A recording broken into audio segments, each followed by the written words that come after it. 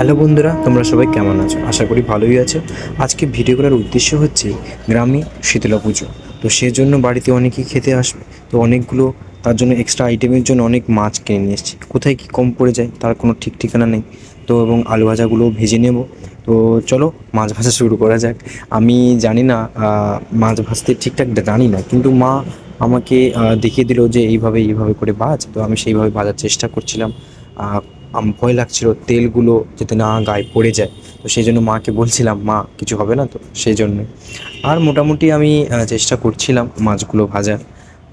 তারপর হলো, দেখতেই পাচ্ছ মাছগুলো ভাজা হচ্ছে। তো দেখো, ভাজা চলছে মোটামুটি।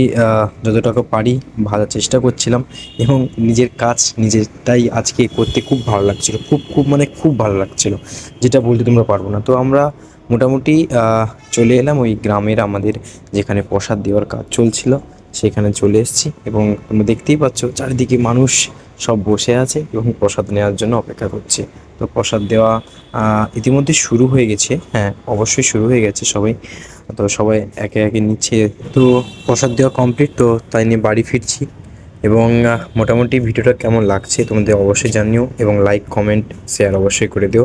টাটা।